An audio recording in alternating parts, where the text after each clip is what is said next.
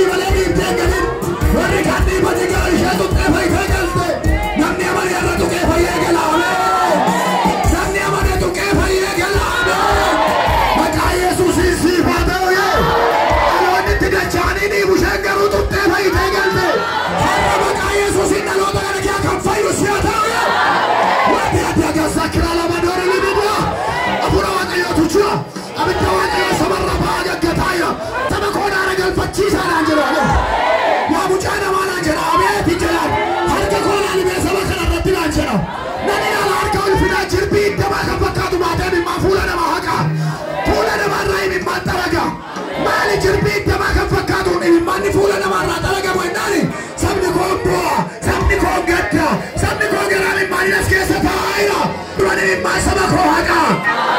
Na gammachiisa garaa saba koo gaddeeraan jira Waaqayyo. Na gammachiisa jira Waaqayyo. Harki Waaqayyo har'a warra handaara wayyaasaa tuqanii fayyina baatee dhufe. Nama dhukkuma guddaarraa amma hiikamte. Dhukkuma gadameessaarraa amma kan hiikamte. Dhangala'oo dhiigaarraa kan fayyite. Dhukkuma sammuurraa nama fayyas keessa kana koomsa kan hin qabne. Hafuurri Waaqayyoo natti hime. Dubbii kee nutti dubbadhu. Hojiin seexanaa rukutamaa ta'u. Akeekni fooniif dhiigaa haa waraanamu. Waan seexanni yaadee qindeessa guutuutti haa waraanamu. Ergaan si biraan taane maqaa gooftaan sabanatti dubbatamin kan hidhame haa ta'u. Waan ulfina kee mul'ifne waldaana keessaa eeboo Waaqayyoon haa waraanamu. Eeboo Waaqayyootiin haa waraanamu. Ulfina keessa sodaachisu gara lafa kanaatti ergi. Saba keetti dubbadhu dhageessifadhu. Qalbii hubatu isaaniif kenni. Akka macaafa hubataniif qalbii isaanii banee dhamee caafamee jira. Qalbii isaanii banee abidda fuula qulqulluu kennu. Maqaa Yesuus gooftaan noora. Egaa kallattii gara dubbii kootti galaa. Maqaan gooftaa keenya Yesuus Kiristoos bara baraan kan eebbifame haa ta'u. Nan dubbisaa maqaa gooftaa keenya Yesuus Kiristoosiin. Lammaffaa Qorontos boqonnaa 4:16. Kanaafis nuyi matumaa abdiin kutannu. Namummaan keenya inni bakkeetti mul'atu gadi dhumaa yoo adeeme iyyuu namummaan keenya inni keessaa har'aa bor haara'aan adeema. Rakkinni salphaan inni nuyi yeroo dhaabbannu kun ulfina bara baraa isa safara malee guddatu sana baachuudhaaf nu qopheessa. Nuyi gara wanta ijaan hin argamne ilaalla malee gara wanta ijaan argamuu hin ilaallu. Wanti ijaan argamu yeroo dhumaaf ta'a. Wanti ijaan hin argamne garuu kan bara baraati. Ameen. Abdiidhaan jiraachuu waan jedhu irrattan xiqqoo ishee isinitti dubbadha. Yookaan jireenya abdiidhaan guute. Jireenya abdiidhaan guute. Maqaan gooftaa keenyaa Yesuus Kiristoos kan eebbifame haa ta'u. Maqaan gooftaa keenyaa haa eebbifamu. Jireenya abdiidhaan guute kan jedhu kana walii wajjin ilaallaa. Abdiima jechuun maal jechuudha? Hiikni abdii maali? Abdiin maalidha? Abdiidhuma jechi jedhu fakkeenyaaf namni tokko waan akkasiin abdadha yoo jedhe maal jechuudha? Maalitti hiikama? Abdiin eenyu qabaata? Gabaabatti ilaalla. Abdii eenyu qabaata? Maalitti immoo hiikama abdiin kun? Abdiin kiristaanotaa maal? Abdiin warra Waaqayyoon hin qabne hoo? Yeroo darbe waa'ee gammachuu irratti dubbadheen ture. Gammachuun kan qajeelotaas kan jal'ootaas gammachuun miira jedheen ture. Miira waan nama tokko yeroo argatan hin gammadu. Maaliif? Waan naman argatan waan ta'eef. Abdii jechuun gammachuu gidduu garaagarummaatu jira. Gammachuu jechuun raawwatamuu abdiiti. Abdii jechuun immoo waan ijaan hin argamne, waan hin mul'anne, waan hin beekamne garuu akka nama sanaaf ta'u waan nama sanatti himame yookaan waan nama tokkoof kaa'ame garuu bira ga'ee jiru jechuudha. Fakkeenyaaf wangeela kanarraa lallabaa jira. Wangeela kana yeroo lallabu na bira ga'eera waan ta'e wangeelli kun abdiidhaan ta'u na akka jira waan ta'eef naa kennameera yoo ta'e abdii koo miti. Naaf kennameera kaa kennaa kooti fudhadheera of harkaan gaadheera waan ta'eef gammachuudha. Na bira waan ga'eef gammachuudha. Garuu yoo wangeela kana hin qabu yoo ta'e wangeela sii bita yoo naan jedhe namni tokko yookaan waldaanti kun wangeela sii bituu barbaanne yoo isheen naan jette nan abdadha. Abdiidhaan sun abdiidha. Abdiidha. Wanta hin qabne tokko wanta harka hin jirre tokko yoo hundumaa abdachaan jiraadha. Abdachaan jiraadha. Akkanaa kennamu waan hin beekuuf. Nan abdadha na bira waan hin geenyeef waan namatti himamu tokkodha. Yeroo baay'ee abdiin karaa gurguddaa lamaan godhama. Jalqabaa karaa namaati. Namaaf nama gidduutti abdiin hin ta'a. Kanan sii godha. Kanan sii bita. Kanan siif raawwadha. Waan akkasiin fiixaan si sibasa wana kasingal masiga namni nama mdachisa yantu wana mdachisa namni gaba de gudatu wana kasi jolle makena leo goyom sinu konkolata sibita ye baka atom de gudatu male konkolata ofta ye ama ye dai makena abdilan ye kunta fakena madai makena ni wana kasi sigolan wana kasgot sibu kanjira aizo sigilanjira ani frakeni singargara wana kabu kanketen nama pagaren abdin nama beratti dawgaru rawata borratti dugagu tukamu kamachugu tukamu karata fudanda galma gauri suranda laban yaaqobin yewam dachise yoat wakator mojete raeli sikeneda wakator mojena lialate abdin nama chichirama wanamni nama abdachisu geterama yokanimmo abdin nama giddutti godamu buaratunda yoti kana gote kana sigore yoti wana kasina rawatan ma wana kasisi rawadan arti kula abdi kan biyalafati arti warrawaka yoni kamneti warri waka yoni kamne hikagatu garula wachunanda faidaratundani bona makagatu faidaratundani bona mattum faidaratundani bo wae wasana na mamdachisu arti kajelo tageru akasmiti amejeraka haleluya nuri jara Paulos matuma arti kutannu jara matuma arti kutannu wae bali arti kutannu na Paulos mara data Cristiano ta arti main arti kajelo ta arti tolota man me akati kosha silti mu barbada yoni la retroarna arti tolota mali tolonni mala bjachajirana yoga waka yorum ne puama padudum ne ma Kristosi na manudum wati unadum ne man ni jalka ma bezi Kenya laluna manni ta ko isara mera kan jana mu bezi sayo tole jalli sa tole la tana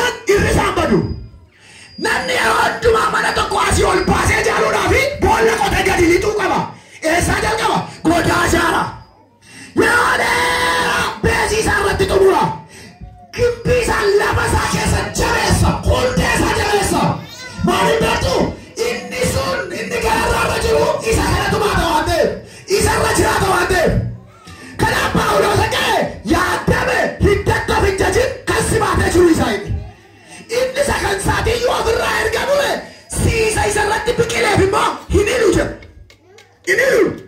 hunde ka Kristos lamma fa Paulo sake hunde malaka mere hunde marano ikanyere apa bari boy ratta isharatore apa barbari ofanan apa barbari mukhan apa barbari chitaran apa barbari warkeran apa barbari metinan ratta isharat hunde maragaru lamma fakamur hunde maricha Kristos Jesus ina amejaraka katorabina haul fatwa kayo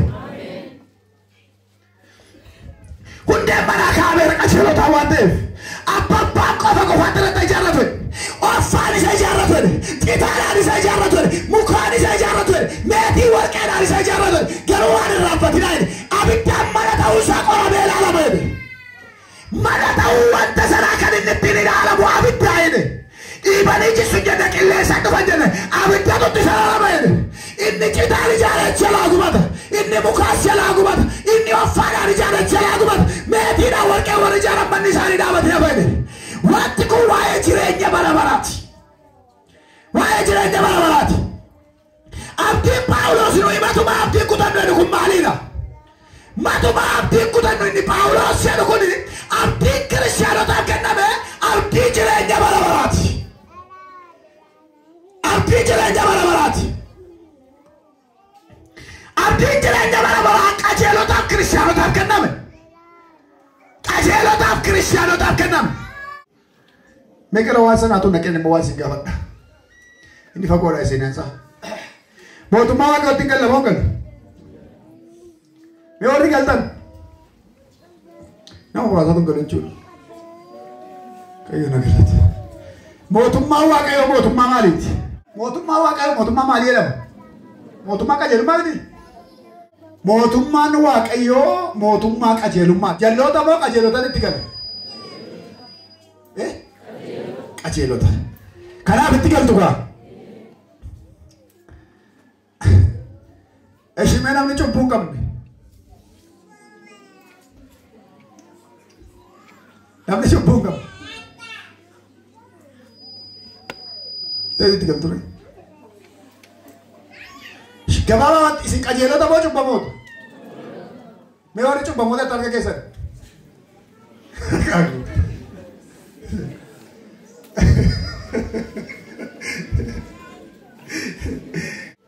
Yeroo baay'ee waan biyya kana miidhe isinitti maal dhaggeeffadha xiqqoo ishee. Dhugaa dubbachuu wangeelli dhiyoo gale. Ho'eedhuma kee uumaa sabara kana kan gale immoo waggaa 4 musayyuu hin ga'u. Barsiisi immoo ijoolleen ho'anii dhufan immoo ho'anii ma barsiisa normaalitti hubatan. Sabni lafatti hafee barsiisi qilleensarra ba'e. Waliin fudhannu. Yeroo hundumaa barsiisa jennee galla. Akkam lallabaa suusam. Namicha akkas lallabuun illee gaariidha. Akkam fudhataa sabichi. Walii galeera sabichaa wajjin. Mee gaaffii kana sin gaafadha. Mootummaa waaqayyootti hin gallaa jettan. Hundi keessan nuyi qajeelota miti jettan miti. Qajeelota miti immoo jettan. Mee attanitti galla mootummaa waaqayyo. Maal abdannee keenyate waldaa keessa? Dhugaa sirees na dhaggeeffadhaa dhugaa. Amantiin kiristaanummaa nu jalaa baxamuu hin qabu. Amantiin kiristaanummaa nu jalaa bulbulamuu hin qabu. Beekuu qabna baqa. Aluma neema duuchaan mamee. Naqa samantiin homaa lafa dhiitanii namni jireenyi bara akka jiru naqa seera miti. Inni kun waanuma tokko amananii qabachuu waan godhan jireenyi bara bara akkas miti. Seeriyasa jireenyi bara bara itti yaadu gaafata. Hubannaa gaafata. Bishana gaafata. Waa'een jireenyaa hin qaldamu. Jireenyi lafarraa saayinsii mataa isaatii qaba. Saayinsii mataa isaatii qaba. Jireenyi mtinni lafarraa saayinsii isaarraa yoo kaateen kufa. Dargaggeessi tokko fuudhee gaafa hedduufi gaafa fuudhee jiru wal qixa miti. Gaafa fuudhee jiru iddoo hundumaatti agartuu akka tisiisa. Mana bunaa sakana jalatti hin agartuu hin fuune qaba. Sakana jalatti sin agartuu, gabaatti sin agartuu, baqataa keetti sin agartuu, gabaa keetti sin agartuu hin fuune. Deemi isa godha. Deemi godha. Gaafa fuudhu garuu in eeggata. Waan eeggatu qaba. Yoo dhaqee birrii 10 baase waan jalaa badu jira. Mana isaati. Jireenya isaati. Saayinsii jireenyaati. Isheenis kaleessa eeggata faataa ettee qawwitattee mataa ishee gadi shattee hundumaa kosmootiksii goggolattee naannoo namni gobbatu fuuldura deemuu barbaadde. Maaliif? Jaarsa barbaadde. Hiriyyaa barbaadde. Gaafa argattu utuu si godheettan hin gootu. Qassattee gara mana isheetti deemte. Qassattee. Maaliif? Saayinsii jireenyaati. Saayinsii masaata akkas ishee godha. Jalqabuma isaa akkas ishee godha. Akkasuma taati. Erga heerumtees akkasuma taati. Akkasuma ta'a erga fuudhes akkasuma ta'a. Akkasuma ta'a. Saayinsii isaa tokko miti. Yeroo qixa dargaggummaa makararra jiran immoo fiigi godha. Hamma dhaqanii xinnoo ishee jabaatanitti umurii 45 gaaritti immoo kanas qadi kan kee godhadhu. Kanas fuudhi kan kee godhadhu. Kanas saami kan kee godhadhu. Caabsi kan kee godhadhu. Amma sooroomi amma konkolaataa miti. Amma mana jaalatti hin jedha. Hundi keessan umurii gaarraa waan jirtan natti fakkaata komaandariin waallee malee. Namoota tokko jirtu achitti isin arga isaanii waan ta'eef. Namoonni naannoo 50 ol xiqqoo tuttuutti immoo isin immoo ragaa haitaniitu si haa galatuutu. Ngaa ulaan ammarra jirru kana waaqayyo nagaan goonaan ngaa. Bara baay'ee dabarsinee dhufne seenaan dabarsinee guddaadha. Ngaa jedhu isaan immoo taragaa gahoodha. Saayinsii jireenyaati. Saayinsii masaata akkas nama godha. Hundi keenya godhachuuf fiigan. Hundi keenya waa buusuuf fiigan. Akkuma kana saayinsii jireenya waaqarraa immoo kana caalaa cimaadha. Itti yaadamuu qaba. Itti yaadamuu qaba. Wacanii galuu miti jireenyi bara baraa. Mootummaa waaqayyoo. Halleluuyaa. Ameen ameen. Kan gamadee. Mana sitti jaala. Hirkasaa. No. Inni kun immoo jajjabina. Waaqayyo biraa ta'uu danda'a. Waaqayyo mana namatti ni ijaara. Eeyyee ni ijaara. Waaqayyo konkolaataa namatti hin bita. Eeyyee hin bita. Waaqayyo dhala namaaf hin kenna. Waaqayyo wayyaayyuu daara nama hin baasa. Maal dadhaba waaqayyo? Wanti xiqqootu tuffatamtu akkasii gochuu waaqayyoon guddaa miti. Icceessa waaqayyo eeyyee hin ceesisa. Warra amane hin ceesisa. Warra amane immoo hin nyaachisa. Nan ceente Pheexroos. nancha galaana kanarratti kottumaan akka keettan bishaan gubbaa deemuu barbaadet rakkoo maal qabamee deemi kottu jedhe galaana murattee mudhiidhatte cap gootee bishaan gubbaa kaateetu namare hatta gidduu keessa na yaatinaa laata moolete namare gaddeemaa jiraamette gaddeemaa jiraa qabi harka kootti hiixatee gagaa goonaan harka ishee qabee ol deebise. Maqaan gooftaa keenyaa kan eebbifame haa ta'u. Icceeta waaqayyoo sii jennaan markabaan omiti bishaan irra deemtee ceeta. Waaqayyoo sii eeyyameera taanaan. Garuu maal hojjechuu ceeta? Maal gochuu dhatta? Konkolaataa yoo sii kenne maal goota? Mana yoo sii kenne hoo maal ittiin goota? Qabeenya yoo sii kenne maal ittiin goota? Wanti ati guyyaa irraa keessa oolte waaqayyo duratti gaatti qabu. Maaf dhalanne? Maaf jiraanne? Maaf askeen? Maaf amantaa Pirooteestaantiitti? Amantii masaraa cimaan asiinoo ayyuu dhuftanii kiiboordiin isaa gaariidha moo abdii jireenya bara baraa qabna? Abdii qajeelotaa jireenya bara baraa tokkittii kana attamitti qabna irra amantootaaf attamitti gale sabaaf attamitti gale ishee dhaggeeffadhaa. Macaafni qulqulluun akkasidha. Hundinuu yakkanii ulfinni waaqayyoo isaanitti irrate. Ergaan kakkas warra waa'ee hin baafne ta'an garuu karaa fayyisaa keenya furii keenya gooftaa keenya akkuma kana karaa fayyisaa keenya furii keenya gooftaa keenya Yesuus Kiristoos garuu qajeelota ta'an jedha. Karaa yoo qajeelota ta'an isin hojii keessanitti amantu taanaan mootummaa waaqayyoo kan keessan miti. Qajeelummaan keenya inni lafarraa kun moofaa abaarsaati. Kiristoositti waan amanneef qajeelota taaneerra. Ayyaanichaan dhiqannee qajeelota isin cubbamoota miti isin. Qajeelota hundi keessan obamansiisaa kana. Qajeelota taaneerra maaliin Kiristoositti amanuudhaan Kiristoosiin waaqummaa isaan amanne taanaan garuu cubbamoota. Waaqummaan Kiristoos ilma waaqayyoo ta'uun waaqarraa ergamuun dhufee asii du'ee du'aa ka'uusaatti hin amanne taanaan ammayyuu cubbuun mana keerra jira. Ammayyuu gaannam jala jirta. Bakka qajeelota taaneerra cubbuu yoo hojjennan irratti hojjetu. Hojiin keenya inni lafarraa lakkaa'amu argate. Hojiin keenya inni lafarraa gatii qabu argate. Cubbuu yoo dalagine jireenya bara baraatti galuu dandeenya. Gaaffii uumuu danda'uu qaba. Gaaffii ta'uu qaba nama bishaan dhagaatti gaaffii ta'ee uumamuu qaba. Qajeelummaan lafarraa nuun lakkaa'amu argate. Henook nama qajeelaa yoo ta'e iyyuu balbala Yerusaalem banuu dandeenya. Qajeelummaan dhala namaa balbala waaqarraa hin banu. Balballi waaqarraa dhiiga hoolichaan baname. Hoolicha garaa nama gatamu. Hoolicha dhuuf jedhee qalame sanaan balballi waaqarraa qajeelotaan baname amee jalaaga. Isa mattaadhaan sirraa fudhachuu dandeenya. Isa gubboodhaan sirraa fudhachuu dandeenya. Isa sanyiidhaan si darbachuu dandeenya. Weessumni biyya amantii waaqaa abbaan barbaadde sirraa fudhachuu ni dandeenya sun karaa Yesuus Kiristoos sii qophaa'eera. Inni kanatti koru diina waaqayyooti.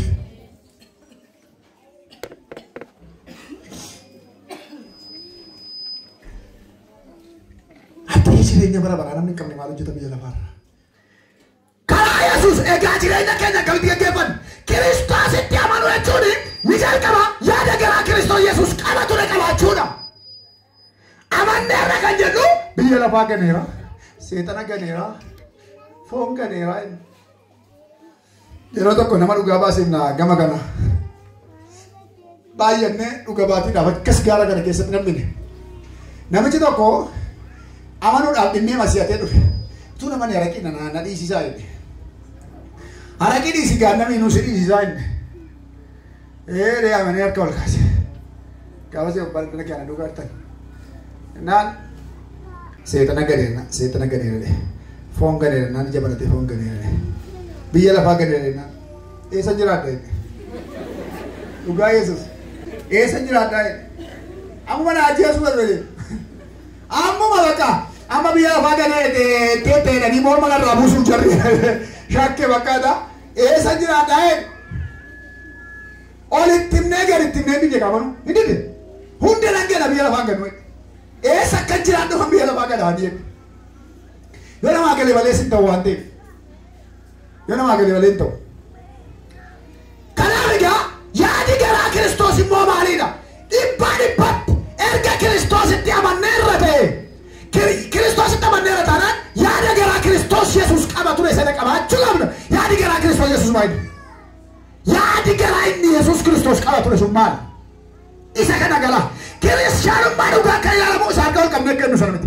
Yaada garaa isa Yesuus Kiristoos qaba ture garaa dhiifamaa, garaa cubbuun hojjenne, garaa waaqayyoon hin ganne, haala laalee, qabeenyaa laalee, ulfina biyya lafaa laalee, seexanni gaaf tokko Yesuusin garaa ol baase.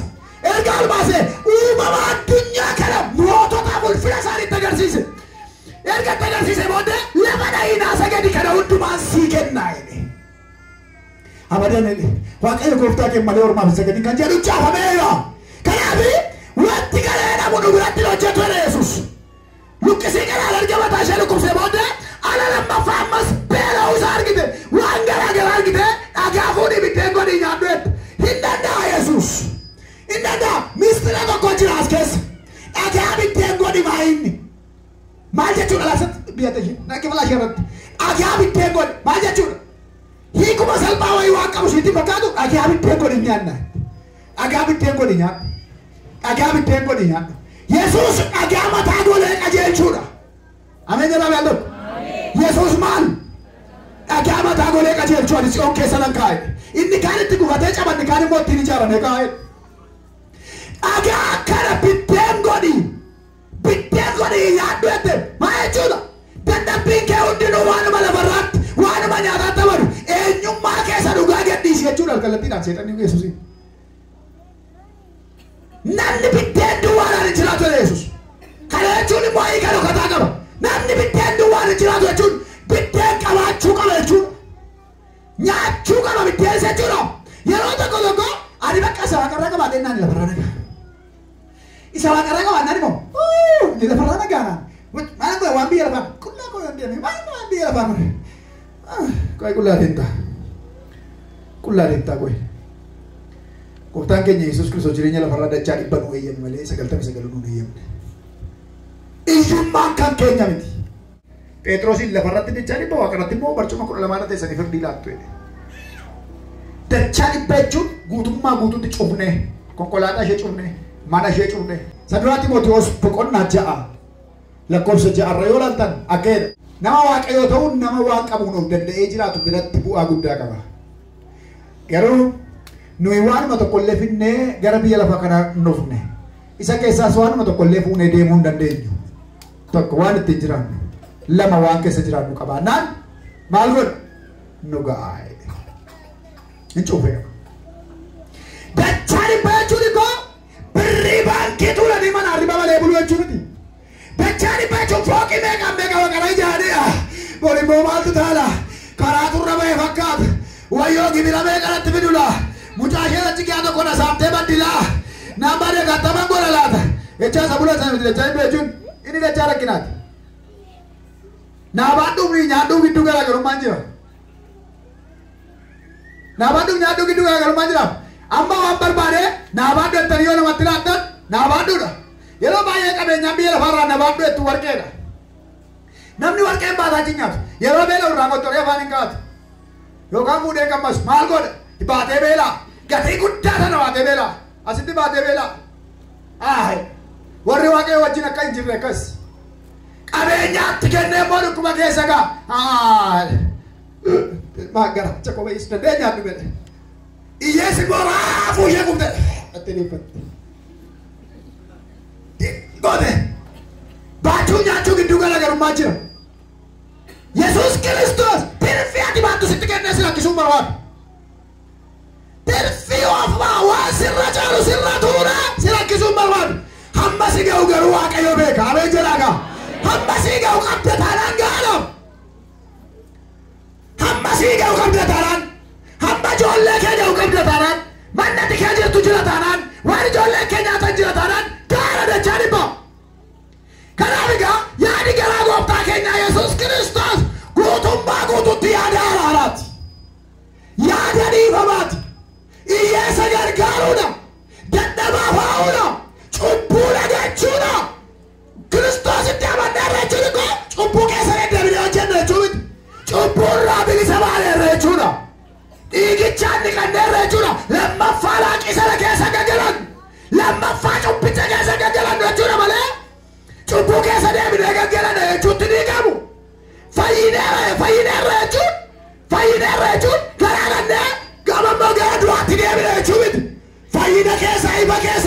jallinnu jechuudha. Yeroo baay'ee barsiisi biyya keenya raasisa kana. Barsiisi biyya keenya raasisa kana. Maqaan Waaqayyoo kana eebbifame haa ta'u. Bakka nuyi fayyineerra waan ta'eef waan barbaanne gochuu dandeenyeerra. Nuyi ayyaanaan fayyineerra. Ayyaanaan fayyine garuu ayyaanaan cubbuun hojjennu. Ayyaanaan fayyine garuu ayyaanaan Kiristoosiin fannootti hin deebisnu. Fayyinni karaa ayyaanaa nuu kennameera. Maqaan gooftaa keenya Iyesuus Kiristoos kan eebbifame haa ta'u. Nuyi matuma abdii kutannu ergee booddee namummaan keenya inni bakkeedhaan mul'atu gadi dhumaa yoo deemayyuu namummaan keenya inni keessaa kun har'aa bor haaraayidha. Phaawulos nama dhukkubsataadha. Kanaafi waraansa qaba. Gooftaa kana namni isin hafataa wal ayyaanni koo sigaa humni koo dadhabaa keessaa dhaqee gasaa raawwatan waraansa baatee aadaa foonsaa gadhumaa deema keessaa garuu naara. Irri keenya yoo miidhamaa ta'eyyuu keessi keenya moo hafuuraan cimaadha. Hafuuraan cimnee jiran, hafuuraan caallee jiran, hafuuraan moonee jiran. Kanaaf kolfaa deemti Kiristiyaan. Kanaaf gammadaa deemti. Abdii raafamuu hin dandeenye qabdi waan ta'eef. Ameen jedhaa biyya tokko. Rakkinni salphinni xixinnoon nuyi amma baannu kun ulfina saganaanuu mul'ifamuuf jiru. Isa bara baraa sanaa wajjin waliin fakkaatu. Yeroo baay'ee namoonni nu rakkina himata. As keessaa ammatu kaasee namoonni wal kaasee maarratti si gaadhu. Mana maarratti si gaadhu. Dudda koo maarratti si gaadhu. Kalee koo maarratti si gaadhu. Mataa koo maarratti si gaadhu. Gaa'ila koo maarratti si gaadhu. Birrii namni waan baay'ee jedha. Gooftaan keenya Yesuus Kiristoos rakkina kana raawwadhee sirraa balleessa nuun hin jedhu. Rakkinni keessa dabalus. Isheen xiqqoo kun ulfina isa bara baraatti sin dabarsiti jedhe. Waliin fakkaatu jedhe. Wal qixxee miti jedhe. Rakkinni keessa xiqqoole ulfinni keessa immoo kan bara baraatti jedhe. Ameen jedhame. Waan ijaan argamuun abdannuun jedhe. Waan ijaan hin argamne abdanna jedhe. Nuyi koo waa'ee biiftuu gararraa jedhe. Waa'ee mootummaa Waaqayyoo lallaba waan ta'eef ameen akka baddu dhabde. Hikkanattanii itti callistanii ciistanii bultu taanaan seexan isin miidha. Isin miidha. Kadhachuun gaariidha. Waaqayyoon hin waamini bulnaa ijoollee keessa irra kakkaa bulaa. Yesuus Kiristoos si medhaanii. Yoo bira jirtan deemmoo maqaa ijoollee keessa naa maqaa gooftaa isin abaluun golgi. Dhiiga keen golgi. Abaluun golgi. Dhiiga keen golgi. Ayyaana keen golgeedhaa ijoollee keessaniif kadhadhaa. Hin kadhattaniif yoo ta'e balaa qaba. Qoosaan hin ta'u kiristaanummaa keessatti abdiin keenya waaqarra malee lafarraa diina malee abdii qaba. Konkolaataan abdii keenya miti. Manni abdii keenya miti. Waan hundumtuu abdii keenya miti. Abdiin keenya Iyesuus Kiristoos duwwaadha. Meeshaa waraanaa jabaa baattaniitu qoramaa bultu. Yeroo kana kadhannaan badeera saba Waaqayyoo abdiin qabu Kiristiyaan kana facceessaa dhabbeetteedha. Namni yeroo facceessu yeroo abdii dhabuudha. Yeroo ija keenya biiftuu gararraa jireenya bara baraarraa kaafnu waan lafarraa kaawwanna. Waan lafarraa yeroo nu guutuu nu qaagoonee of ajjeenu. Agalgaa'onni mee kadhattee shaadaa qabadde jedhu quba lol qabee shaadaa qabadde. Dhugichi waan isheen galle. Ayyaanichi waan isheen galle. Hafuurichi waan isheen galle. Abdii isaanii jireenya bara baraarraa kaasanii nyaata qoonqoorra yeroo kaa'atu kiristiyaanii dafee du'a. Seexanni borimmoo deemtee gooftaan gattee paa godhee mormarraa gata. Garaadhaan miti kan jiraannu karaarra jirra. Namni karaarra jiru nyaatee quufu ameen jedhaa. Danda'een deemu. Namni karaarra jiru mee danda'ee nyaatee quufee deemu. Tabba hin deemnu mee quufanii deeman beelaa deemu. Tabbi kiristiyaanotaa dheeraadha. Karaa kiristiyaanotaa dheeraadha. Kiristaanuma ta'uun sun waa'in mana kee keessatti dhiibbaa kiristiyaanummaa qabu yaaduu danda'uu qabda. Hojii kee keessatti kiristiyaanummaan dhiibbaa inni uumuu danda'uu qabu yaaduu qabda. Dhiibbaan humna taanaa kiristiyaanummaan sun gatii qabu amatti geeddarachuu qabda. Lafa quufanii jiraatan bitamtee dhaquu dandeessa. Laakatti godhaniif si bachaa bara. Kuma beekan. Nun barbaadda ta'e. Lubbuu kee birrii meeqa cabachabdee gurgurtee cabbattee qayyaattee citeesse Yesuus ergamaadha jechuu dandeenya. Kiristiyaanonni barsiisaa waan nama magalgaa'oon isheellee yaatee dhattee iddoo biraatti dhumte. Raafuu taate habiyya keessa waan waaru miidiyaadhaan jirtan. Miidiyaan agalgaa'ii meeqa waldaa gadhiiftee yaatee dhattee iddoo barbaadatti kennamti. Garaa ishee guguuttachuudha. Dubartoota bareedduu akkam barbaadde siilaan dhadhanii goyoomsan. Akka waan bareedinni ishee irraan dhumne. Qabeenya akkasii siilaan dhadhamee goyoomfame. Birriin mana konkolaataa siilatama. Makiinaan siifata manaa kee wal faana kennama dhadhamee goyoomfame. Makiinaa oofuudhaafiti Kiristoosiin gadde. Lafti irraa oofamu kan Kiristoos ta'uu isaa beekuun gaariidha. Arkittiinoo fakkan Kiristoos ta'uun isaa gaariidha. Waaqayyo aareedha taanaan lafutti gogaa burii bowwaa ta'ee isaan galaafata waan ta'eef. Dammaquu. Kadhannaan dammaquudha. Hafuuraan dammaquudha. Wangeela dubbisuun dammaquudha. Ameen jedha. Dhugaa walitti himuu hin dandeenyu. Madaa qabna waan ta'eef. Dhugicha akkatti baafnee walitti himuu qabna. Kanaaf seexanuma wajjin. Kanaaf haala masaa wajjin. Hoobuma isaa wajjin. Ammallee waaqayyo ishee hifatu ija cabdee malee dur konfirensii yookaan deemu hafuura budaayyuu san keenya. Bakka kanatti deemuu qabu. Yoo konfirensii yaada miti gosa. Jalqabana keekkachiifama. Dhiirota nagashanii si'ee. Hafuura budaa ittee waan tokko kan dubbanne naan jedhu. Dhugaadha gooftaa duratti waldaa afur shan quunnameera. Hafuura budaa ittee maqaa dhooftee naan. Hafuura budaa ittee maqaa dhooftee naan waldaa argetti. Tajaajila kee tajaajili kaannaa kana dhuganii. Amma mee seexana ifachuutti maa yeroo guddaa maali maal rakkoo qabaa? Seexana wajjin jiraatu maal yoo ifadhe maali yeroo guddaa? Lallaba kee lallabdu kaannaa kee kadhattu seexana ifachuutti maa yeroo guddaa? Walammanneema jiraannaadhaaf. Walammanneema abadan waan waaqayyotti tajaajiluu natti si tajaajila. Waan waaqayyotti tajaajiluu sitti tajaajiluu qaba. Ameen jedhu. Eega moo walammattanii ma seexana achi jiraachuu wayyi? Ishee ifatu Yesuus. Eega mootummaa waaqayyoo kee qooda qabdan taanaan waldaa keessaas maal hojjetu? Barcuma ho'isuudhaan. Jireenyi bara baraa ishee kan keenya. Akkeenya jireenyi bara baraa. Nuyi qajeelota of amansiisaa. Kiristoositti amantammoo namanni. Mee namni namanii jiru nan amansiisa. Amantaniittu Kiristoositti. Namni Kiristoositti amane qajeelaadha jedhee. Qajeelaadha. Waan isatti amanneef hin amanne jechuun immoo yaada garaa Yesuus Kiristoos qabatudha qabaachuudha siniin jedhu. Isa qabaachuudha. Hin amanne waan ta'eef. Kanaaf mootummaa waaqayyoo kan qajeelotaati. Qajeelonni warra Kiristoositti amananii gabaabaadha dubbiin kun.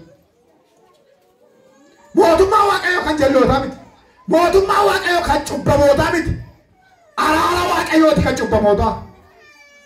Garuu mootummaa waaqayyoo kan qajeelotaati. Kan qajeelotaati. Qajeelota warra inni waamnummaa warra Yesuusitti amaneedha. Yesuusitti amantee akka taanaan qajeelummaan sii lakkaa'ameera. Ameen. Ameen ammas.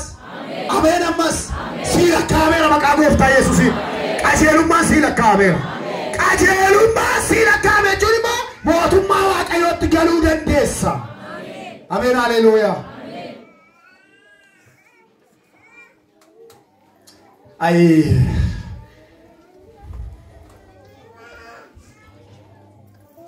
Warra lama gadame janas. Maqaan waaqayyoo ulfaatu. Maqaan gooftaa keenyaa ulfaatu. Golgaa ija namaa dhoksu kanatti gugurraacha. Saba kanatti uumameeruuti harki tokko dhufeetu akka nama masoobii irraati uwwisaa isaa fuudhutti mataa namaarraa was godhee abidda wayii balbala kaadhottee wanta gubbuu waaqayyoo agarsiisa. Maalinnaa waaqa golgaa cubbuu saba korraa ciraa jira. Golgaa abdii kutannaan irraa ciraa jira. Sirraa ciraa jira. Isa eebba keenyaatu sirraa ciraa jira. Labara labara namas ciraa jira. Eega seexana garaa kutaa. Cubbamaan attanii oofaman siitu taanaan mootummaa waaqayyootti taphatti galtu. Seexanni karaa asii qora gadamaa galgala. Ati cubbuu hojjette mootummaa waaqayyootti hin galtu. Ati cubbuu hojjette mootummaa waaqayyootti hin galtu. Yeroo hundumaa nuyi dhiifama kadhanna waaqayyoon. Dhiifama nuu godhi si yakkineenna malee si ganne hin jiru. Hin gannu nuun Kiristoosiin hin yakkina malee. Yakkuuf ganuu gidduu garaagarummaan jira. Amma gahee nama tokko asii yoon gaddisiisee fi yoon jibbee lolee ofirraa garaagarummaa qabu moo qabu. Loluun baraan akka wajjin dabine wal loluun. Gaddisiisuu jechuun immoo utuu hin beekin waan inni jaalladhu tokkoon godhee nan gaddisiisee nan nayi bakka. Nan nayi waan sana waan godhee. Namichi kun xinnoo takka aaree haala qommiira kolaalee natti araarama yoo fedha isaa ta'e jechuudha. Hin gadde malee hin ari'anne. Amma tun si arguun barbaadu si ajjeesee warraan hin qabinaa yoo jedhe namichi takka yoo naan jedhe nuyi wal lolle malee wal gaddisiifne miti. Wal lolle bakka lola gargar ba'uutus nuyi Kiristoos ijji wal lolle miti. Hin lolle miti. Irraa adda baane miti. Galuu keenya miti. Yakkuu keenya. Cubbuu hojjenna. Hin gaddisiifna. Araaran nuu ta'a. Hin jilbeeffanna hin kadhanna araaran nuu ta'a. Malee Kiristoos hin galuu miti.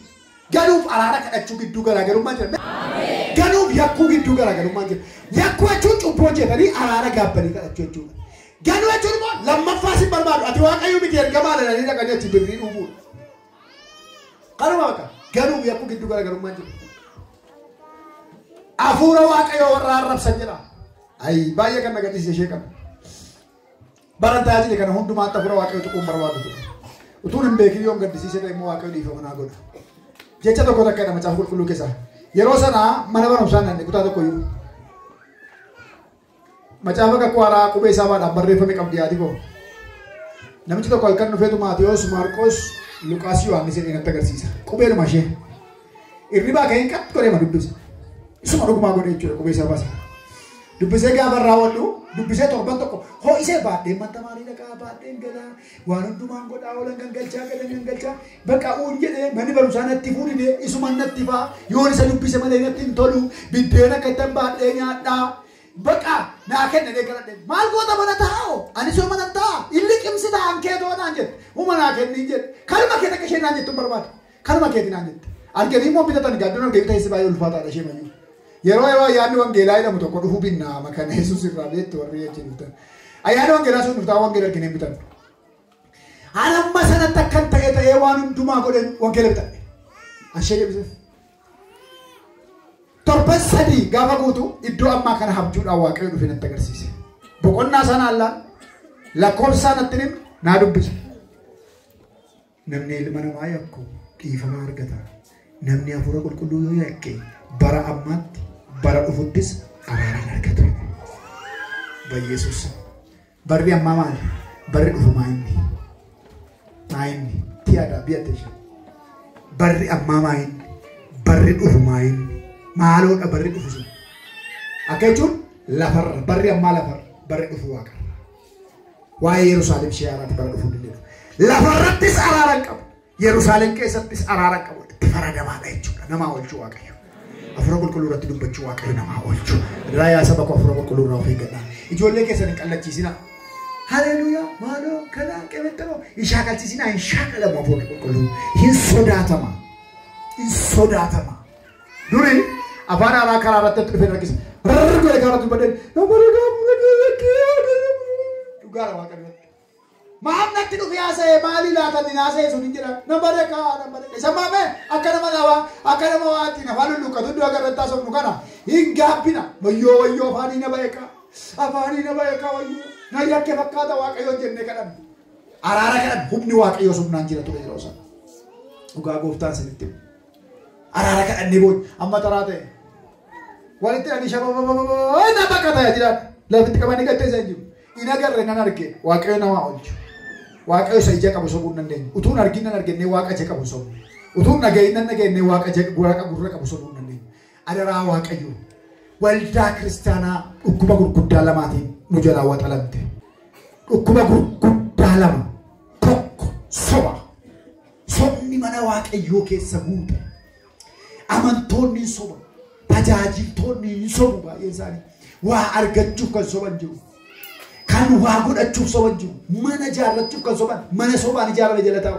Konkolaataa sobaan bitame keessa taa'u. Jireenya sobaan guute keessa jiraatu. Waaqayyo hafuura kana biyya keenya irraa waraana.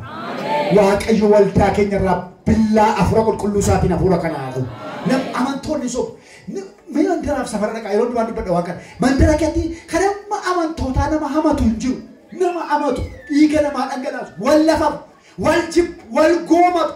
Waa'ee namaa yakka. Mootummaa waaqayyo warra akkasii hin ta'u. Dhiiga namaa afaan isaanii keessa jira. Nagottaamee dhugaa kiristaanota taana. Nagottaamee mootummaa waaqayyoo bakka dhiqamnee ilaalla. Meetti yaadaa saba waaqayyo. Namni hunda keenya taanaan jedhu nan ta'an annan ta'aadha. Homansiisa annan ta'a. Qorraatee beektee ta'uu gaariidha. Hamma danda'ametti. Hin taana taanaan dhuma ta'a. Hin taanu taa'anii morma dhiibu. Amamee iji nama hundumaa rakkina walii malee rakkina ofiisaatii dhufu. Dhugaadha. Mastaatiin mee mastaatiin utuu jiraanne barabaraan fuula keessa hin agartanii. Barabaraan fuula keessa arguu dandeessan. Asuma achi ilaala malee fuulli keessan achi as nama ilaalu. Arguu danda'u. Gooftaan keenya Yesuus Kiristoos waan akkasii jedhan. Huuba ija obboleessa kee keessaa argitan. Huuba jechuun xinnoo miti ree ija seenuu dandeessi. Huuba ija obboleessa kee keessaa agartaa. Utubaa isa ija kee kee dhaabatu. Utubaa laasa bara qabee dhaabatu. Ija kee keessa utubaan dhaabataa. ija boleessa keessa immoo huuba jira. Iji kee huuba ija nama biraa keessaan arga utubaa ija ofiisaa keessaan arga. Yeroo baay'ee hundi keenya koomentii kennina malee ofii lama jedhu ilaalla. Har'a Yesuus Kiristoos anaaf siin of ilaalaa nuun jedha. Abdii jedha. Abdii qabda siin jedha Waaqayyo. Kaa akka dhannaa.